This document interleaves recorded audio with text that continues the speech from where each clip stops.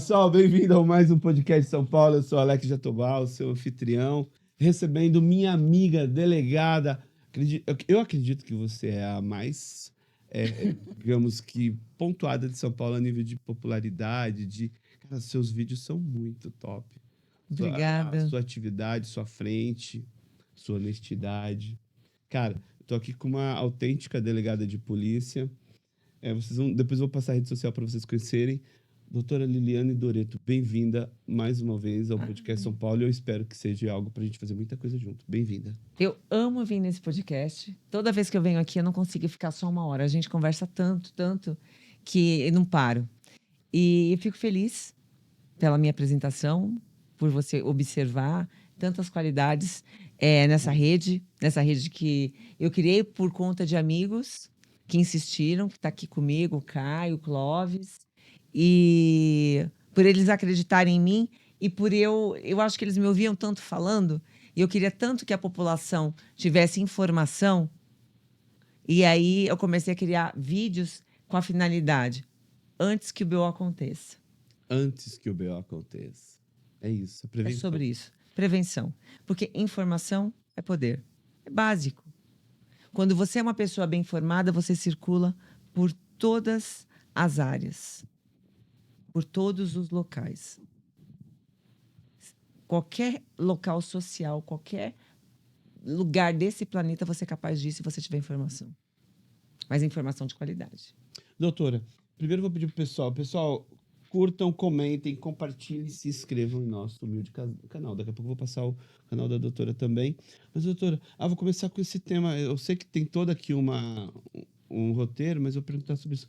Por que a informação, como você chamou? Descreva a informação pra gente, por ser um bem importante, fundamental. Alex, eu cresci com a minha mãe dizendo sobre isso. Eu não vou deixar dinheiro para vocês, mas eu vou deixar estudo. E isso foi muito forte, desde muito criança na gente. Porque a gente via minha mãe fazendo. Então, minha mãe sempre falava, a palavra convence, mas o exemplo arrasta. Então, quando eu levantava aos sábados, domingo, que eu podia dormir um pouquinho até mais tarde, porque em casa tinha hora para acordar, era todo dia às 6 horas. Então, sábado e domingo a gente podia acordar às 8h30. Minha mãe já estava, que não tinha dentro de casa aqueles aparelhos de ouvir fita, cassete, no carrinho, no Fusca que ela tinha, fazendo o curso da FISC de inglês.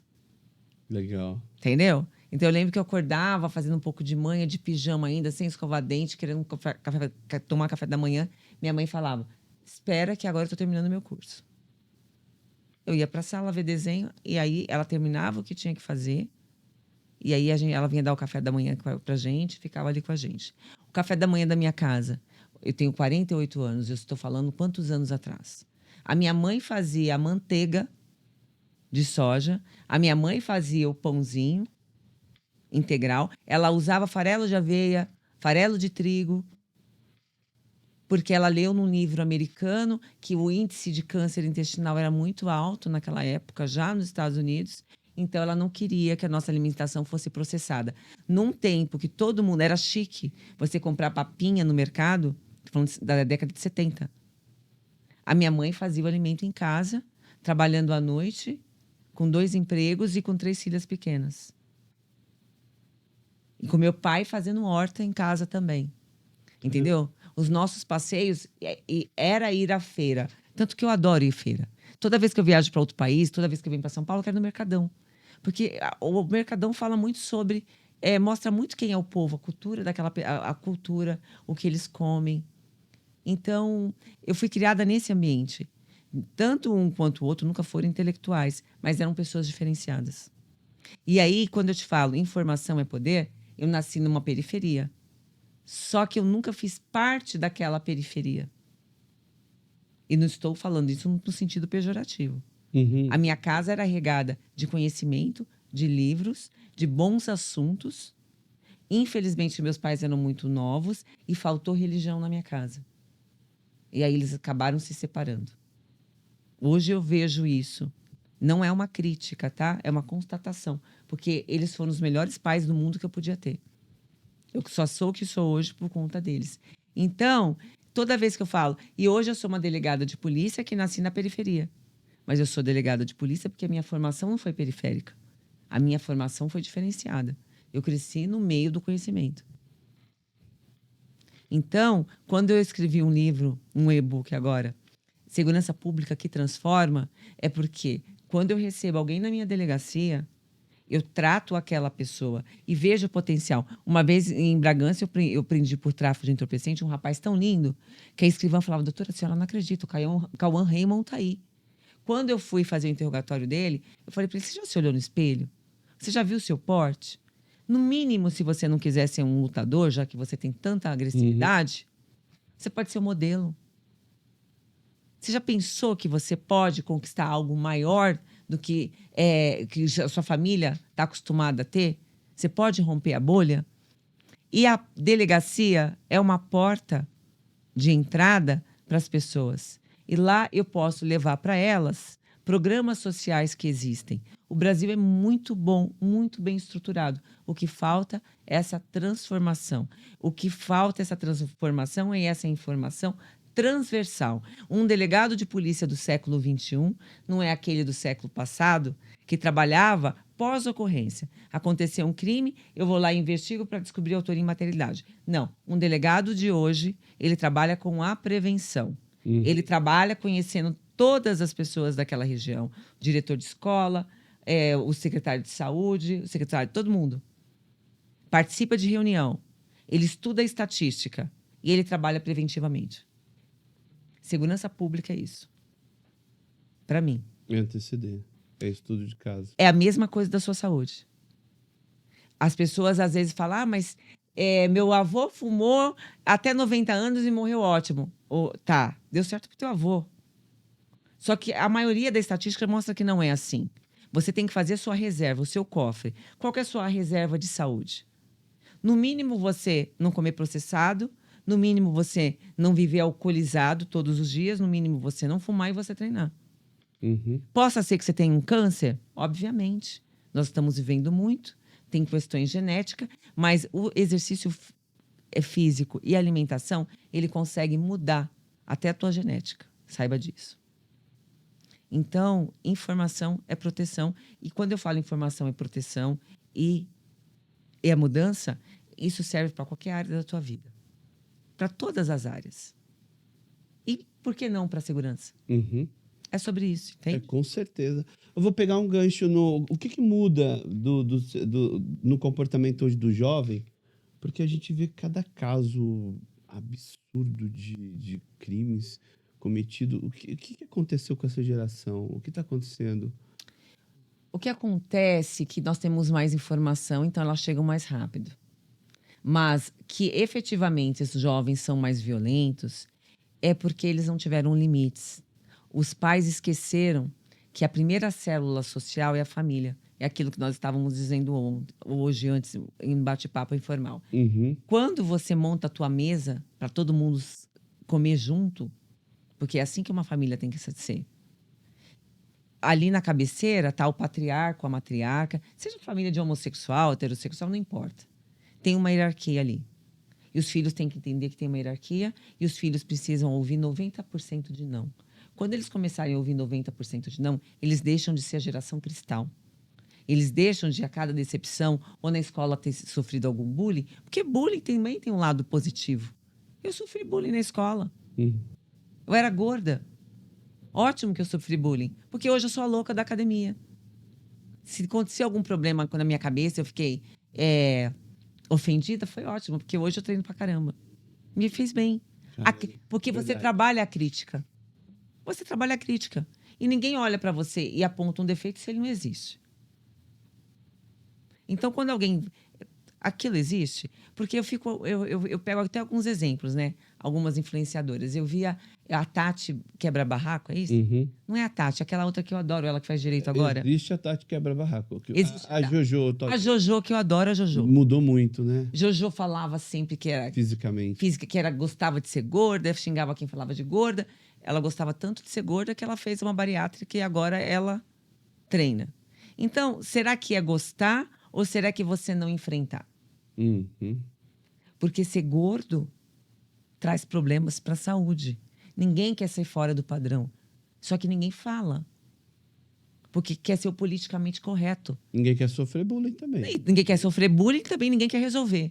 Então, é muito mais fácil eu ficar no Monjaro e daqui a pouco acabar o Monjaro e eu ter um monte de consequência e eu voltar a engordar, do que eu mudar a minha alimentação, do que eu mudar todo um contexto. Porque mudança sofre. Mudança requer responsabilidade. E aí você, voltando ao gancho das crianças. Por que as crianças são assim? Porque elas não têm responsabilidades. Elas não sabem o que é limpar o cocô da cachorro, o que é ter cachorro. Elas não sabem o que é dividir tarefas domésticas.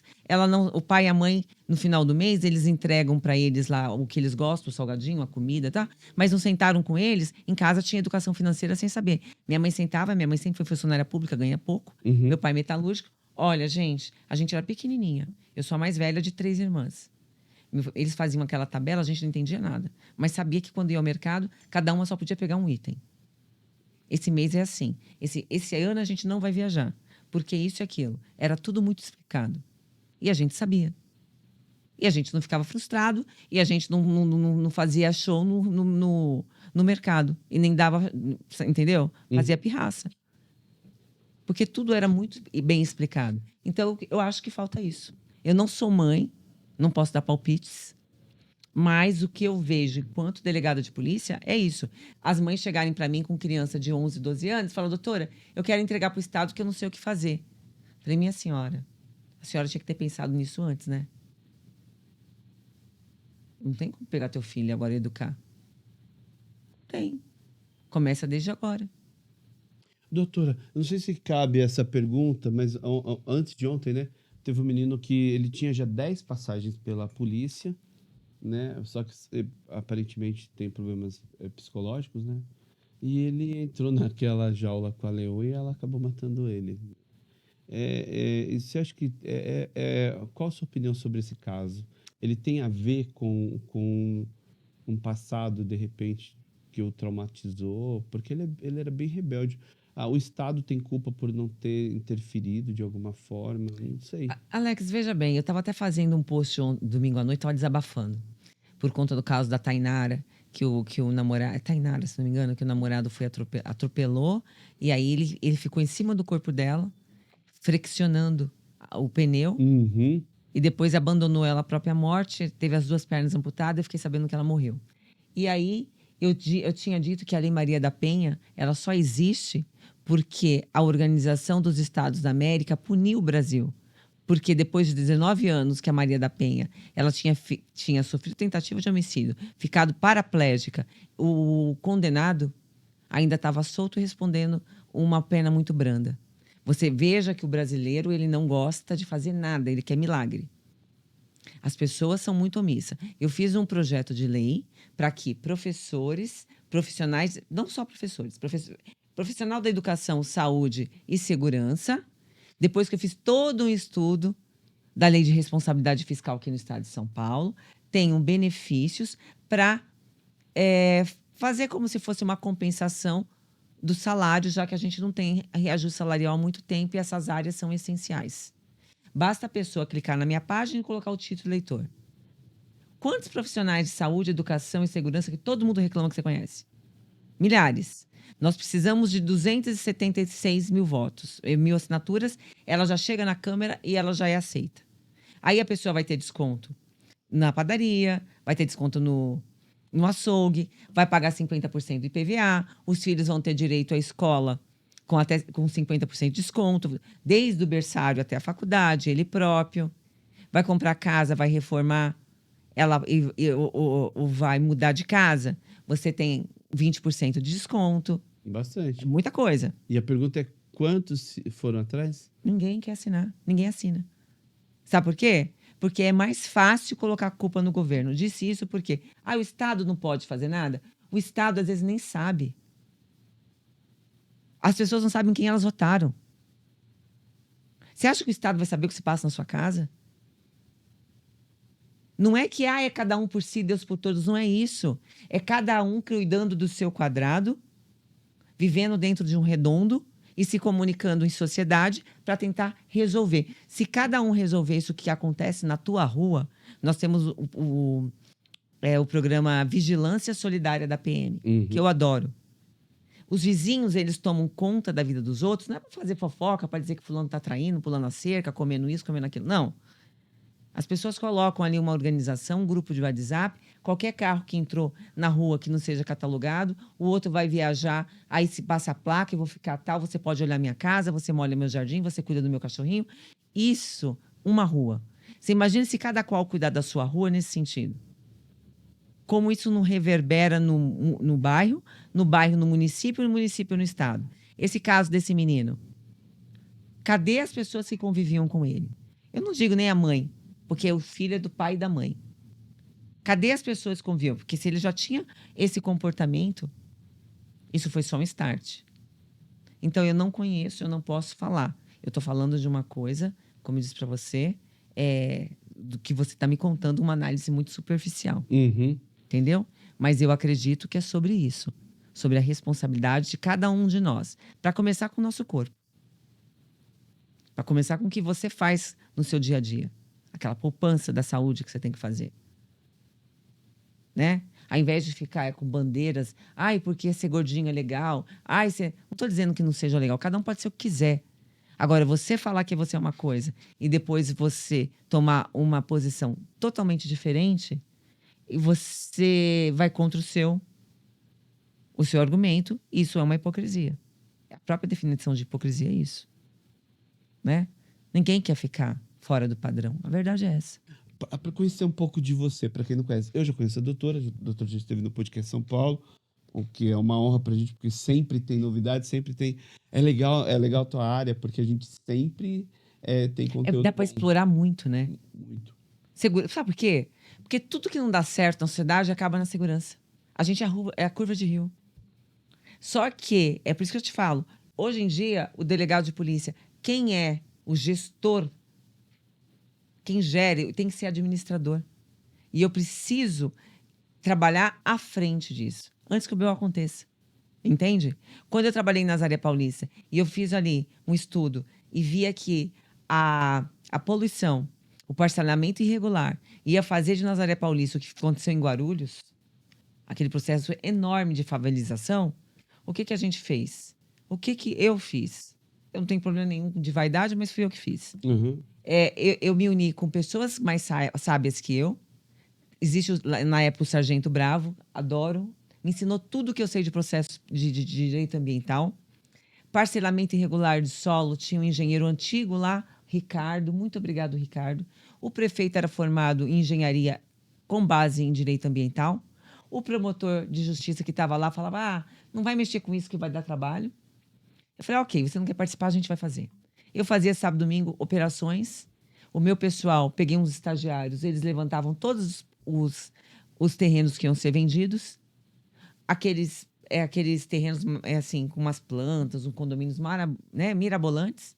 A gente já olhava na prefeitura, tem licença? Não tem. Está irregular? Tem uma lei que cuida disso, que é a 6769 de 79. 6766 de 79. Se desde 79 o gestor público, o prefeito, Ministério Público que tem esse dever, tivesse trabalhado preventivamente, nós não estaríamos nesse processo que aconteceu no Rio de Janeiro, nem aqui em São Paulo, nem no Guarujá, de pessoas em situação de vulnerabilidade, sem que o Estado tivesse organizado esses municípios. E quando não tem o Estado, a gente tem o poder paralelo.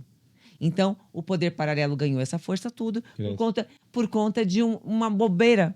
Quando eu fazia aquilo, mas para que ela está fazendo essas prisões de corretores e de donos desses empreendimentos? Para quê? Para que ele não vendesse aquele terreno, não passasse a retroescavadeira ali, e o sistema Cantareira, que é a Tibainha, que a Nazaré Paulista faz parte, abastece 9 milhões de paulistanos aqui na capital. A água que a gente está bebendo vem de lá. É verdade. Você imagina se aquilo lá tivesse contaminado? Se eu tivesse deixado. Em 5 anos que eu fiquei lá, a gente evitou 66 pessoas em estado de favelização.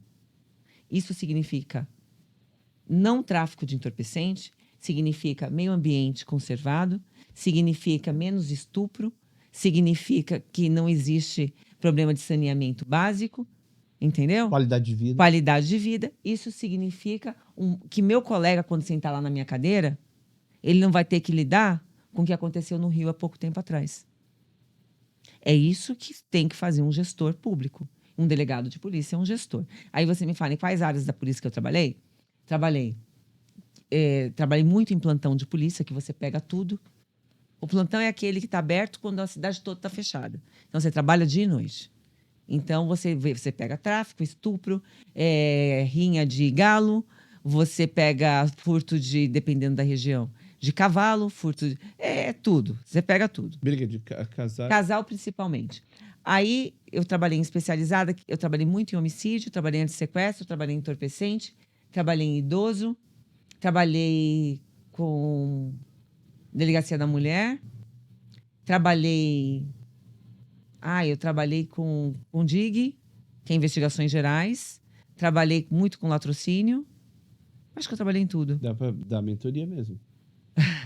E não trabalhei na delegacia específica de informática, mas como delegada titular de município no interior, e agora que eu fui para o Guarujá, que eu trabalhei na Operação Escudo, depois trabalhei em Santos e agora em São Bernardo, a gente acaba criando, eu falo assim, aqui é uma delegacia especializada em tudo.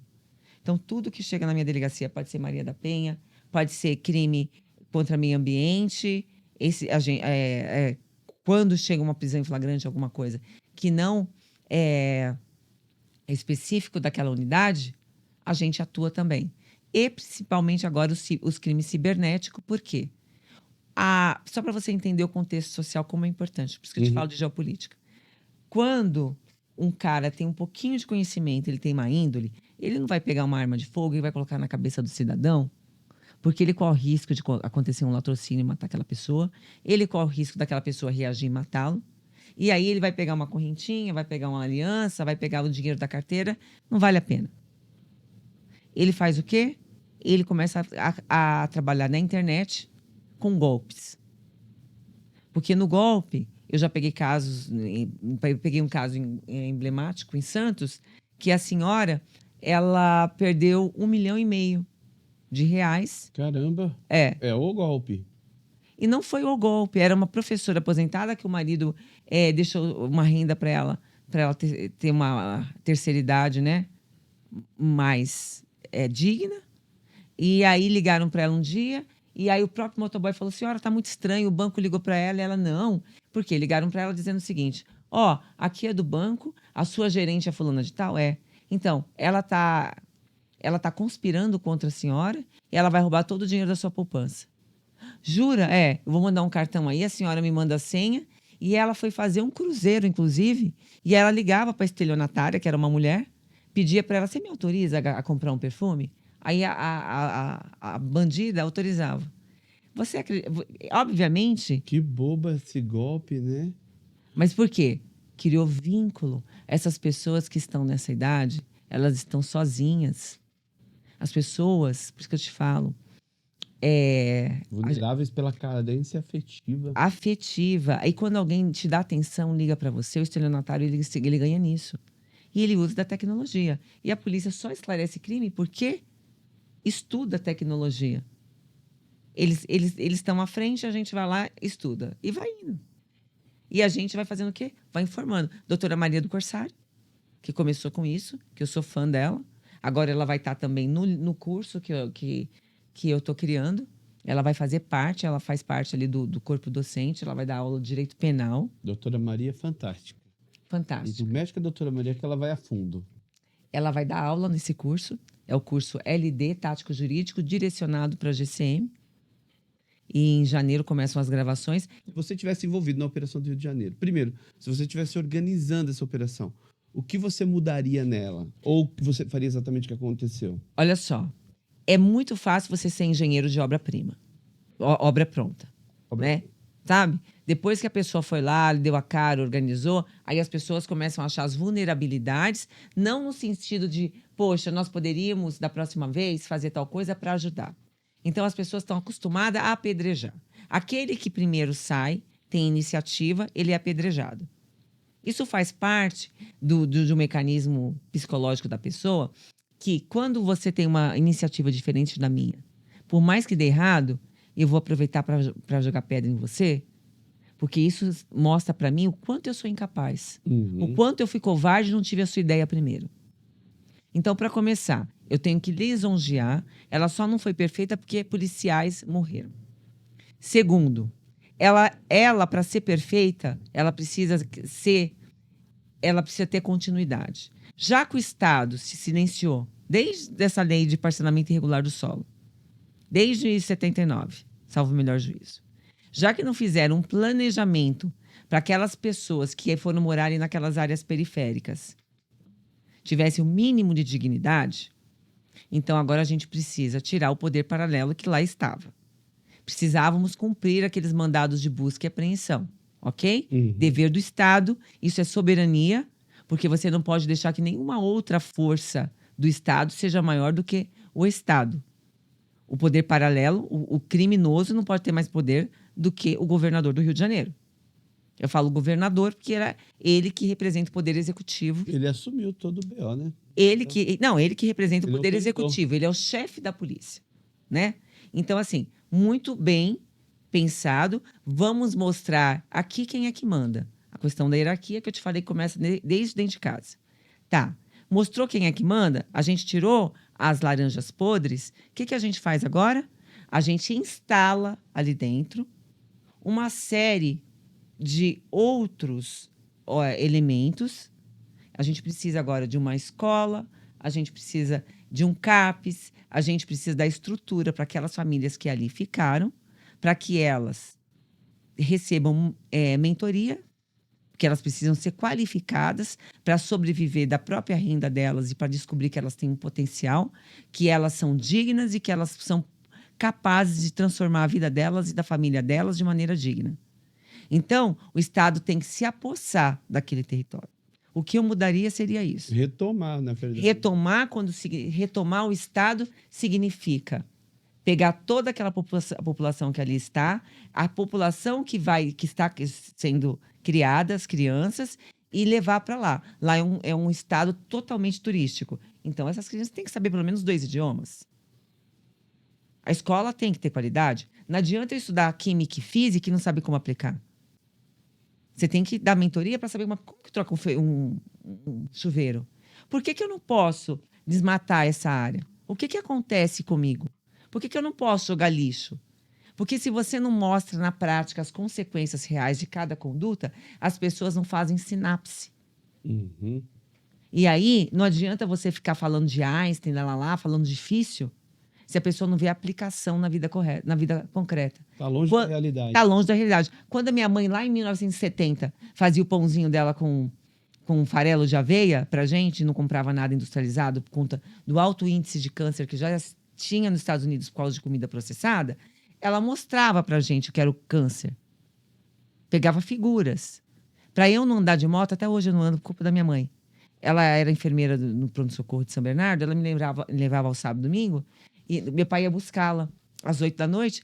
Quando tinha um acidentado, ela me levava lá. Tá vendo? Essa menina saiu na garupa do namorado. Eu vi a mulher toda morta, lá exposta, com fratura. Vê se eu tenho coragem. Sua mãe pegava pesado. Minha mãe. E é assim que eu fui. Minha mãe pegava pesado. Né? Mas é assim. E hoje não dá pra gente aplicar isso. Como que não dá pra aplicar? Não querem aplicar, dá trabalho. Não, mas se você aplicar hoje numa criança dessa, você tem problema com o Estado. Não é que você tem problema com o Estado, que tudo é muito mal interpretado. Você tem o dever de cuidar do seu filho e criar o teu filho. Você dá choque de realidade nele. Você catar teu filho e levar na Cracolândia. Porque vou falar pra você o seguinte, Alex, droga é ruim? Se fosse ruim, ninguém usava. Tomar um negócio é ruim? Acho que não, relaxa. A gente tem que parar de ser hipócrita. Agora, o que faz mal? O que faz mal é o excesso. Tem pessoas que não conseguem só experimentar um baseado, cheirar uma carreira. Não consegue. Ele vai se viciar, ele pode ter um problema pré-existente, uma esquizofrenia, que ela pode ser deflagrada. Então, você vai pegar o teu filho e vai levar onde? Vai levar ali na Cracolândia, vai mostrar para ele a realidade como é que é. Se a droga... Eu tô mentindo para vocês? Você é a favor, doutora, da operação que teve no Rio ter mais vezes? Aliás, que isso realmente impactou positivamente? Essa operação, ela não pode parar de existir até que o Estado retome todo o Estado do Rio, reestruture, faça com que gire a economia levando para lá construções, pegue aquela população ali, dê mentoria. Quantas pessoas que ali são mão de obra, são talentos, são É artistas? autossustentável A comunidade. comunidade é autossustentável. Mas não porque pegar essa autossustentabilidade para o lado do bom. Quais os impactos positivos dessa operação? Porque morreu muita gente. De fato eram bandidos? Eu não vou negar que eu não sei. Eu não posso me manifestar, mas acredito que sim. Porque nenhuma pessoa do bem vai correr vestido de farda e com arma na mão, né? Uhum. Não dá para eu falar para jogar pedrinhas, né? A pessoa vem atirar em você, você vai soltar uma pomba. A gente tem que ter o princípio da proporcionalidade. A gente não pode viver no país de Alice. O mundo ideal do mundo real. A gente tem que ser muito coerente no que fala. Teve mães que falaram: meu filho morreu, mas infelizmente eu tinha dado conselhos para ele. É verdade, eu ouvi. Eu ouvi isso. Aí vem uma pessoa falando: não, mas por que não conteve de outra forma? Porque você não trabalha na segurança, né, filha? Porque não tem outra forma. Cada doença tem um remédio específico. Eu não posso dar para você azitromicina se você tem febre, né? Coquetel HIV se você não tem AIDS. Coquetel HIV é muito forte. É forte, mas é para quem tem HIV, né, filho? Qual o impacto positivo que isso já gerou? Eu acho que já gerou aquela sensação do que o Estado é inerte. Porque ninguém aguenta mais o Estado inerte. Legal. A gente quer ver o Estado trabalhando. Mas a gente quer que o Estado trabalhe e que se mantenha no que faz. Que o Estado efetivamente mostre resultados. E como que eu mostro o resultado disso? Fazendo mais operações e dando estrutura, levando educação. E educação, quando eu falo, Alex, é você ter porque tá todo mundo doente mentalmente. É tanta informação que a gente vê em rede social, é tanta desinformação, é tanto especialista em nada que dê palpite, é tanto palpiteiro que enche o saco. Eu fiz outro dia um vídeo com a Grazi falando sobre spray pimenta. Aí o cara já me respondeu: mas em outros lugares do mundo não é assim. Aí eu peguei uma lista. Vou pegar o comportamento. Peguei a Bélgica, peguei um monte de países e mostrei para ele que não, filho, em outros países do mundo é assim.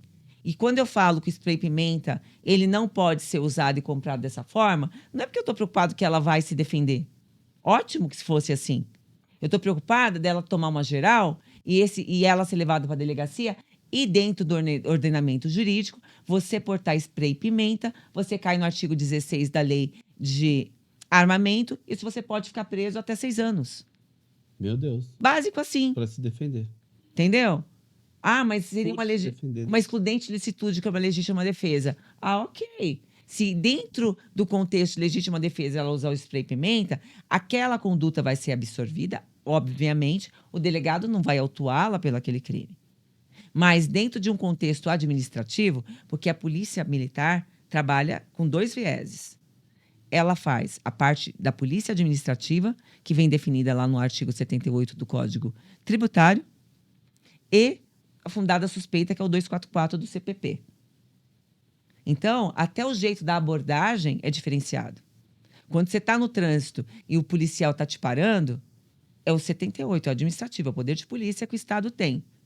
De saber se você está dentro de um contexto que você possa viver em sociedade. Você não está levando droga, não está levando uma pessoa sequestrada ali dentro. Então, ele para você para olhar se seu carro ele tem condições de andar, se não está com freio ruim para não bater no outro. Por quê? Faz parte do Estado fazer com que outros crimes mais graves não aconteçam. Então, a gente atua preventivamente dentro do poder de polícia administrativo. Agora, dentro de um contexto de contenção em que estão afrontando o Estado, como que eu trabalho? Eu tenho fundada suspeita, ou alguém está apontando a arma para um policial ou para uma outra pessoa, eu tenho o dever de anular aquela pessoa. Doutora, deixa eu pegar gancho. Esse caso de antes de ontem, que o policial estavam em uma abordagem e um deles foi surpreendido com um soco, algo assim. Só que o policial que estava em luta corporal com outro humilhante tinha toda 8 pessoas ou mais ali agredindo ou ameaçando, coisa e tal. pelo menos é encurralando o que eu falo? Encurralando. Encurralando? Só que você viu Eu não vi. um policial estava em luta corporal, tentando imobilizar o indivíduo no chão, acredito que tinha algum motivo. Veio um outro por trás, um humilhante, e deu uma porrada. Porrada na cabeça do policial. O que estava imobilizando Tacou a arma. e atirou e matou. Legítima defesa. Corretíssima ação. Corretíssimo. Também? Nós temos ali o Estado personificado na figura do policial que está fardado. Ninguém pode afrontar o policial. O fato de você ser abordado e você não quiser, e você não se identificar, não apresentar o seu documento já é crime. Então, se você não tem respeito, se você sabe que aquele ali representa o Estado democrático de direito e você está afrontando ele, você tem que ser mobilizado mesmo. E se essa é a única forma de você parar o indivíduo, que atire no indivíduo, tá certo? Doutora, o fato de eu não me identificar numa abordagem já é crime? Não? Já é crime. Gente, importante saber isso. Então, toda vez... E também, deixa a polícia... Se você não deve nada, entrega seu documento, deixa a polícia fazer o trabalho dela e pronto. Tem muita gente, tem muitos alunos de direito. Quando eu fiz direito, tem aquele pessoalzinho da classe, né, o rebeldinho, que acha que a PM ou a GCM, porque estão ali fardados, debaixo do sol, fazendo aquele trabalho difícil, eles não devem ser respeitados, né? Então, eles ficam batendo boca, não sei o quê. Isso é desacato. É desobediência você não se identificar. Você tem que ser conduzido para a autoridade policial. E se lá você não estiver apresentando seu documento, eu vou lá pela lei de identificação, eu vou tirar fazer você tocar piano, como diriam os antigos, para te identificar. Isso não é violar seu direito. Os direitos e garantias individuais, eles são determinados, eles são limitados pelos direitos e garantias fundamentais coletivos. Facilita que vai dar mais trabalho você ir para a delegacia, etc. Ainda mais se pegar uma delegada igual a mim.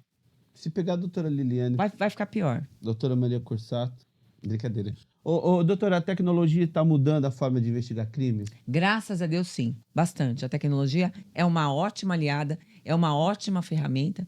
A gente consegue cada dia mais chegar até a autoria de crimes, especialmente os crimes de estelionato. É ótimo. Furto, também roubo. Você consegue rastrear.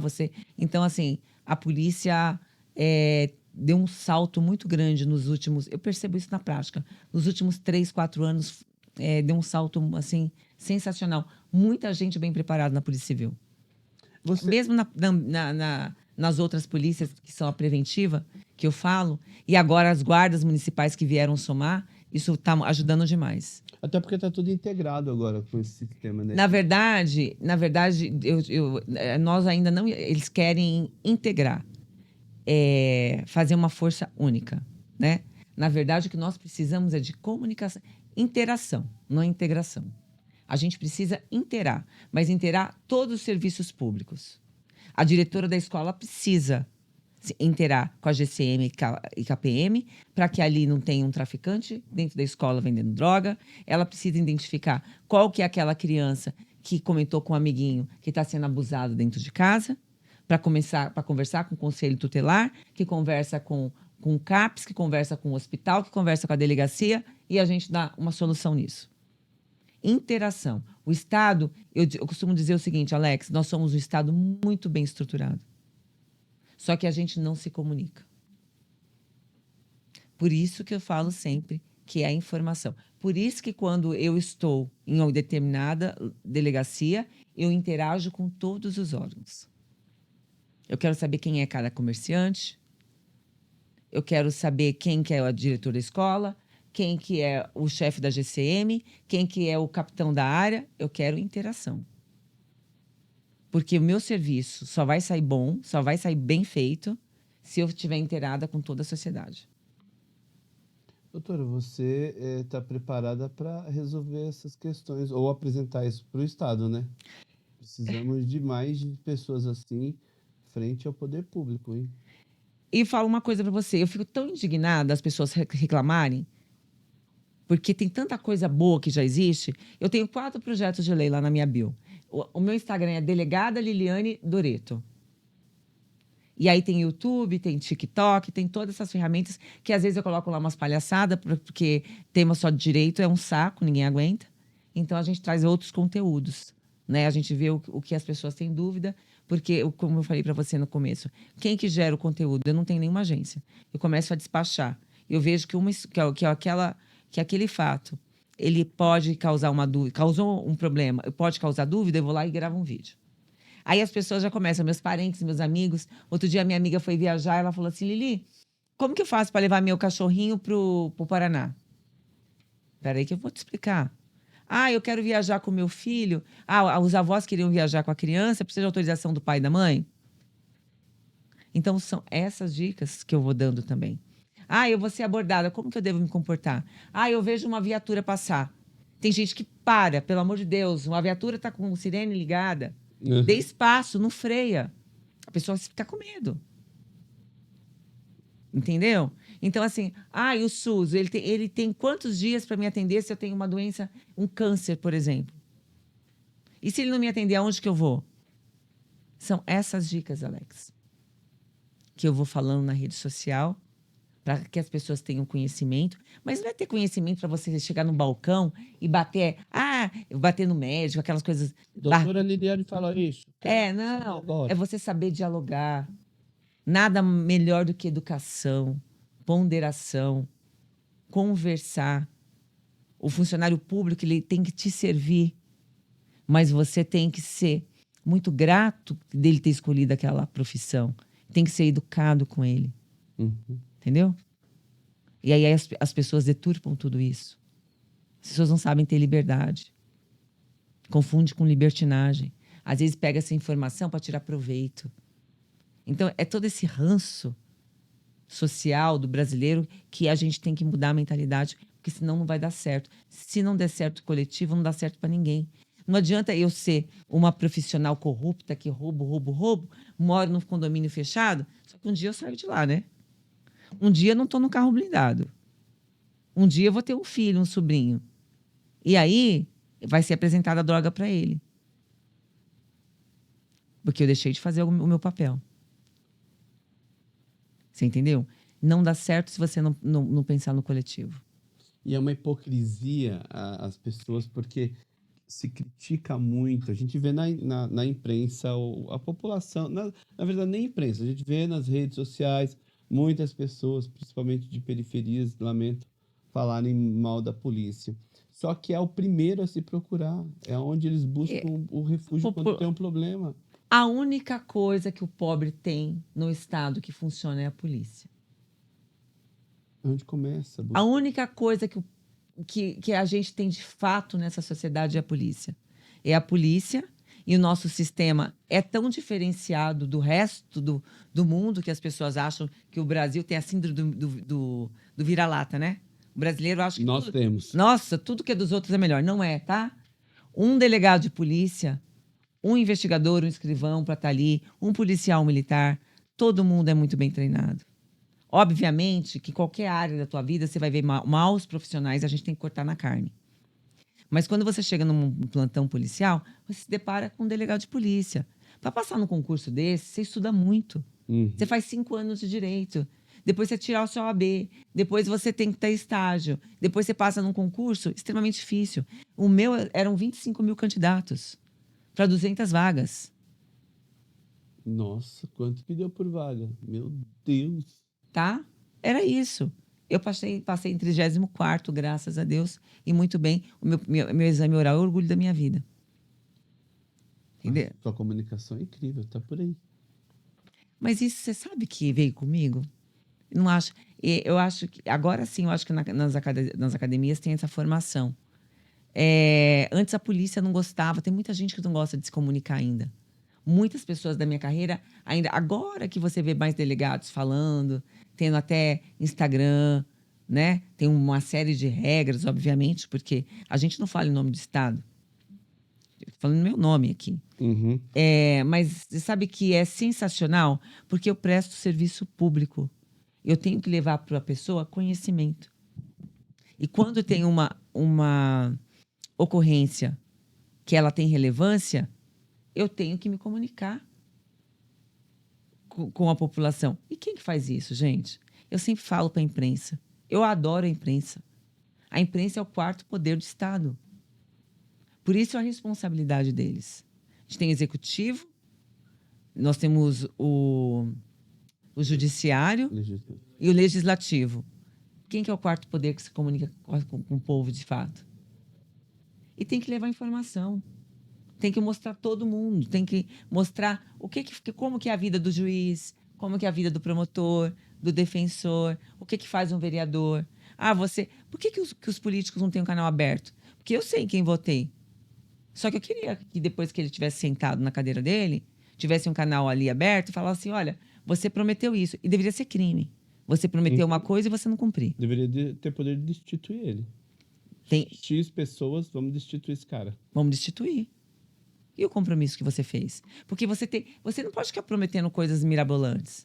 É igual falar no país, vamos fazer a pena de morte. É lindo falar pena de morte. Primeiro que só ia morrer pobre. Uhum. E inocente também. Não, pobre.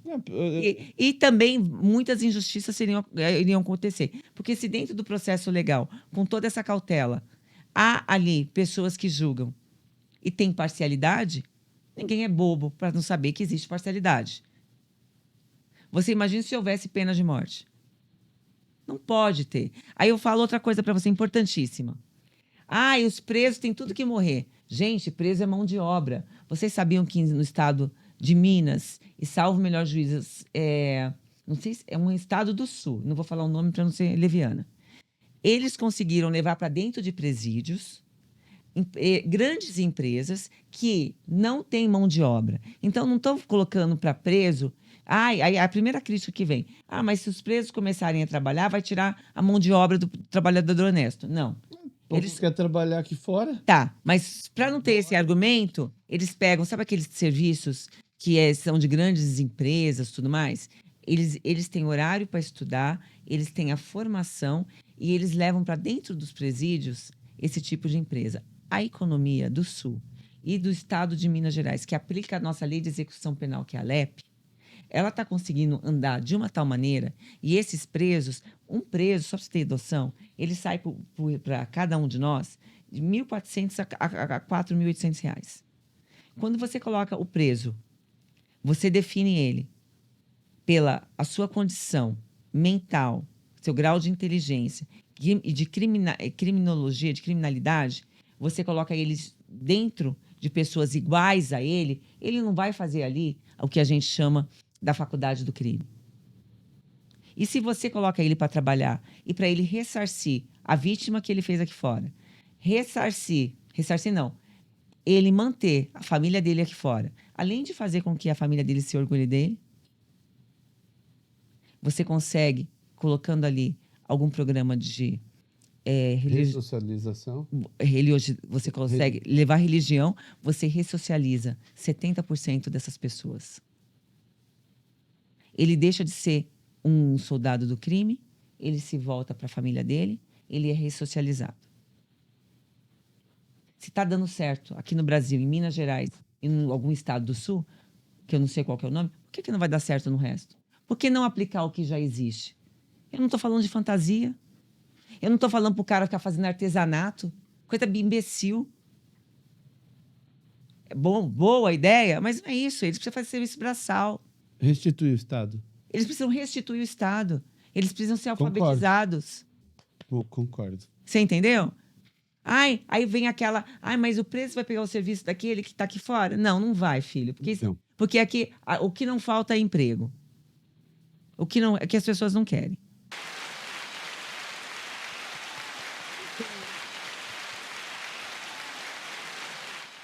Doutora Liliane, especialista. Quais projetos você... Porque você é uma estudiosa, você é especialista. Eu sou uma revoltada. Doutora...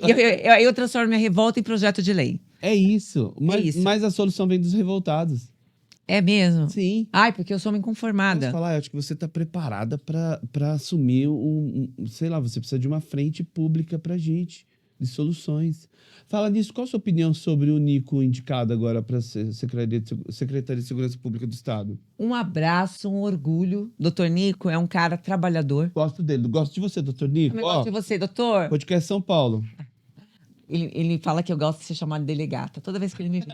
Gosto mesmo, de verdade. Delegata, é Ele verdade, fala, é ele fala. verdade. Não é para falar o nome da delegata. Mas olha, doutor Nico, é um orgulho pra gente. Um secretário de Segurança Pública. Vamos intimar ele pra vir aqui? Vamos, junto comigo. Você vai intimar ele então pra eu mandar pra ele, vai. Não vou não, porque ele é meu chefe. Eu vou mandar pra ele. Então você fala, eu não vou intimar, ele é meu chefe. E hierarquia? Não, tipo, doutor Nico. Doutor Nico, seria um privilégio estar do lado do senhor. Manda assim pra ele, vai. Doutor Nico, seria um privilégio estar junto com o senhor, porque o senhor começou como carcereiro, passou Caramba. por delegado geral, trabalhou muito afinco, ele é um cara que nunca teve preguiça, enaltece a polícia, sempre se comunicou com a imprensa, foi um dos primeiros delegados a falar com a população. Tem um monte de... Meu tio é fã do doutor Nico. Ah, já tô orgulhoso. A minha avó, eu tenho uma foto do doutor Nico com a minha avó quando eu tomei posse. Porque a minha avó era fã do doutor Nico. E assim, a minha avó foi uma das pessoas mais importantes na minha vida. Minha avó foi aquela que fez com que eu gostasse da polícia. Eu era criança pequenininha, eu tinha febre, ela me levava no pronto-socorro, aí ela falava assim para os policiais que estavam ali, deixa a minha neta sentar um pouquinho na viatura. Aí tinha uns policiais bonzinhos que ligavam a sirene e tal, e eu saía toda feliz. Ela ouvia Gil Gomes, eu ficava ela lavando louça e eu do ladinho ouvindo Gil Gomes. Sempre gostei. Cara, tua avó é responsável. A minha avó fez isso comigo. Eu não sei se eu bato nela. Não mais porque ela faleceu faz 2 anos. Sua carreira é linda, doutora. Ah, eu nasci para ser delegada. Você ama. Eu amo o que eu faço. E o doutor Nico ama o que faz. Então, doutor Nico, podcast São Paulo, aguarda o senhor aqui, o doutor aqui. Temos orgulho de ter o senhor agora à frente da Secretaria de Segurança do Estado. Sim. Não poderia ter uma escolha melhor. Então, orgulho. Fica o convite para o senhor vir aqui no podcast São Paulo. Exatamente. Ô, doutora, qual foi o momento assim decisivo que fez você escolher essa carreira assim para a gente fechar como delegada?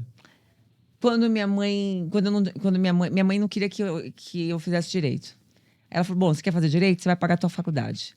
Sempre foi nesse. Você vê como minha mãe é militar, né? Aí ela achou um panfleto na rua de escrivão de polícia. Naquela época eu tinha até que saber datilografar. Você lembra disso? Pois é. Aí eu prestei o concurso, passei em segundo lugar na região de São Bernardo, fui ser escrivã. Quando eu cheguei para ser escrivã, eu sou pequena, não tenho porte nenhum para ser policial. Aí eu pensei comigo, esses caras só vão me respeitar, e principalmente as mulheres, se eu tiver conhecimento. Já que eu tô aqui dentro, eu vou ser delegada. Não vou ser menos que isso. E aí, na minha cabeça, quando falava, você é escrivã de polícia? Eu pensava, não, eu sou estagiária. E procurava trabalhar com todo mundo e colava nos colegas que mais sabiam. Entendeu? Trabalhei com o doutor Léo. Um beijo pro doutor Léo Genésio Júnior. Trabalhei com o escrivão dele, que na época era hoje ele é delegado lá em Cuiabá, o Cunha. Me ensinou muito o Cunha, ele fazia a mesma faculdade que eu.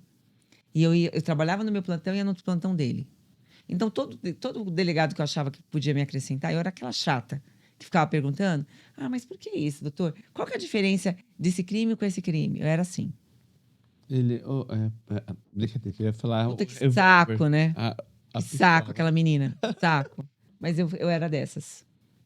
Doutora, eu gostaria de deixar um convite só para a gente fazer... Na verdade, eu gostaria de, se você tiver disponibilidade, um calendário, porque é muito conteúdo e conteúdo importante de altíssima relevância social.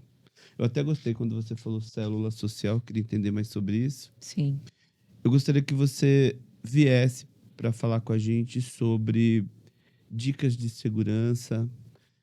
Eu sei que tem projetos, por exemplo, eu gostaria muito de perguntar sobre alguns projetos de como a gente poderia lidar melhor com certos assuntos delicados na sociedade. A sociedade precisa entender o que você estava falando melhor sobre... Gente, o trabalho da polícia, quando ela te aborda, é por esse motivo. Quando você é parado numa blitz, quando você tem interpretações. Sim. Quando você falou de comunicação da polícia, eu gostaria muito de debater isso, se você quiser trazer alguém, mas eu gostaria que você visse com a tua assessoria. Eu estou aberto para você. Porque quando você fala de comunicação, as pessoas... Às vezes a gente tem uma frente de polícia também que não tem uma comunicação como a sua. Não tem. Nós não temos espaço para a polícia falar com a comunidade. Polícia não gosta de falar. É como se ele estivesse sendo aviltado. Aí é mal interpretado. É mal interpretado. E às vezes trata mal o jornalista que ali chega. Não entende que aquela pessoa o ganha-pão dela é levar informação. Por que não explicar? Uhum. Aí você bate numa pessoa que vai levar informação para um monte de gente e essa pessoa está revoltada, foi mal atendida, o que ele vai falar? Mal da polícia. Ele não entende o que aconteceu. Porque quando eu chego em algum lugar, Alex, eu gosto de chegar em algum lugar e gosto que as pessoas me recebam como eu as recebo. Quando eu cheguei aqui hoje, doutora, a senhora quer uma água, quer um café? Né? E eu recebo assim, todo mundo na minha delegacia, tá? O dia que eu chego no plantão, eu vejo que o meu escrivão não está tratando bem a população, a primeira coisa que eu faço, porque tem hierarquia, é chamar a chefe lá, a chefe dele e falar, olha só, eu passei, aconteceu isso, você resolve. Então, quando alguém me chama para dar uma informação, eu sento com o repórter e explico a situação. Uhum. Explico o porquê. Até hoje os funcionários perguntam para mim, doutora, mas por que essa ocorrência não é isso, não é aquilo? E como eu fui a chata que perguntava tudo, eu perguntava. Porque conhecimento não é poder. Se meu escrivão e meu investigador estão me indagando, e aí de repente eu falo, mas por quê? Você tem outra ideia? Porque eu não sei tudo. Não, doutora, porque eu pensei nisso, naquilo. Aí eu falo, sabe, você tem razão, vamos pesquisar. É isso. É sobre isso. É sobre isso. E eu mudo de ideia. Qual que é o problema? Eu não sei tudo. Comunicação, interação. É aquela interação que eu falei. Se faltar essa interação com a minha equipe, porque a minha delegacia é a cara da minha equipe. Se a minha equipe for boa, é porque eu sou legal, que eu sou ótima administradora. Se ela for ruim, a culpa é minha. É verdade. Nunca é da minha equipe. Então, se meu chefe der bronca porque o meu escrivão fez isso, eu falo, desculpa, chefe. Não foi meu escrivão, fui eu. Fui eu. Eu que errei. Entendeu? Você tem que assumir responsabilidade. Principalmente porque eu lido com o público. Linha de frente. E eu não posso ser hipócrita, né? Eu não posso ser hipócrita. Eu não posso falar para você, um jovem, que a droga faz mal. Se fosse mal, se fizesse tão mal assim, um monte de gente não estaria viciado, um monte de gente não gostava. Faz mal. É igual comer chocolate, comer massa. É ruim comer massa, chocolate? É uma delícia. Faz mal? Então, faz mal. Doutora Liliane, eu ia brincar, doutora Liliane Corsato. Doutora Liliane, quero você novamente aqui para a gente debater esses assuntos. Pode ser? Com todo prazer, eu adoro esse podcast. Nós conversamos muito no início, doutora, e a gente tem muito conteúdo que vai entrar depois da minha abertura. Eu gostei demais e eu gostaria da gente entrar a fundo em assuntos específicos, porque é de esclarecimento público, acho que a gente vai mexer um pouco com a cultura, a gente vai falar desses pontos que que você acabou de citar agora. Eu gostaria muito de falar, a gente está num momento que está muito grave, se agravando cada vez mais a polêmica dos crimes digitais. Parece que ao invés de diminuir, aumentou. Não, aumentou porque é aquilo que eu te falei. O cara que é um bandido esperto, eu aprendo muito com bandido, adoro bater papo com bandido. A internet é uma terra sem lei? As pessoas... A internet não é mais terra sem lei. Saibam os senhores que até a sua TV Smart, eu acho ela quando eu quiser. Adoro falar isso. A TV Smart? Eu acho você onde eu quiser, até através do seu aparelho eletrônico, telefone, televisão. Sobre isso, como é que não funciona? vou contar porque isso faz parte de investigação. Não pode, não posso. Tá bom, gente? Então a hora que vocês ficarem pensando meu Deus, deixa em xingar TVs lá em casa. Na hora que vocês ficarem ali, ó, digitando, xingando, sem informação, ouvindo o que quer, porque as pessoas ouvem o que quer, falam o que quer, porque tem rebaixamento intelectual. Ouça, principalmente se for vídeo meu, tá? Acho que não tem consciência de que... Principalmente vídeo meu. Porque eu sou aquela que vou te responder. Eu vou responder e vou te processar. Pode ter certeza. Eu gosto disso. Você é escorpiana? Não, eu sou leonina. Leonina? Sou leonina. Nossa, agora eu vou ficar... Eu sou... Não é isso. Não, eu tenho 4 endereços, né, dos imóveis. Eu te acho que você é um deles. TV... Ai, meu Deus do céu. Vou pôr TV no nome de alguém. Eu te acho. Você pode colocar TV, tem outro Mesmo meio. assim, né? Mesmo assim. Ah, que delícia. Vamos falar sobre isso no próximo? Não, sobre essas coisas não, porque, Não, a gente não abre. A gente pode falar sobre. é, assim, de uma maneira que eu não dê luz para cego. Você tem ali a presença de uma religião e a família não tá ali por hipocrisia, mas ela segue alguns princípios da religião, a possibilidade daquela família ela cair em armadilhas sociais e sociais que eu digo da criminalidade, enfim, porque ela vai primeiro que ela vai se interagir com outras pessoas. Se ela for numa comunidade que tem outras pessoas e ela vai desabafar, vai ter um especialista, ela vai sempre ser mais bem amparada porque ela está vivendo socialmente. Santos falta isso muito com os idosos. Programas para interar. Em Santos, o número Você de. falou que falta? Falta. Eu acho Santos maravilhoso. Vê algo para eles comerem, assim, só para É, beliscar um pouquinho. é verdade. Em Santos, os idosos são tão isolados Ah, que eles não têm, por mais que haja programas municipais para ajudá-los, eles muitos não têm aquele vínculo social. E aí você cai na depressão. O índice de suicídio é muito grande. Eu trabalhei na área em Santos? em Santos. Eu trabalhei na Ponta da Praia, terceiro DP, que é uma das áreas mais nobres que tem em Santos. Uhum. Eu não, pelo menos 2 vezes por semana tinha um suicídio de senhores. Misericórdia. Na praia sempre, né, Grazi? Doutora, eu li que Santos é o melhor lugar para idosos viver. Ah, deve ser. Mas se matando, não vou para lá, não. Vou ficar lá no Guarujá, então. Não, não, deve ser, porque é muito gostoso, né? Lugar com praia. Quinta-feira eu tô descendo. Então, não toca. Ó, fica o meu convite para você. Ó, Ó, doutor, falar novidade. Fica o convite para você ir no meu apartamento pra gente marcar um jantar, você, teu esposo, coisa e tal. Você está convidado para ir no meu Quando também. você quiser. Não, eu quero convidar já. Então, eu já aceito, eu Você vai adoro. fazer o que final de ano? A família, né? Família. Tá. Doutora, se você pudesse mudar apenas uma coisa no sistema público hoje, qual seria? Interação. As pessoas precisam, Alex, pararem de ser encaminhadas e precisam começar a serem acompanhadas. A gente precisa de uma estrutura única para atender todas as demandas. Tem lá um projeto de lei que eu falo sobre isso. Uma pessoa foi estuprada, crime sexual, ela tem que ser ouvida uma única vez, tem que estar psicólogo, sociólogo, tem que estar o delegado, tem que estar um médico para colher material, e para não virar ping-pong na mão dos serviços públicos. É isso, interação.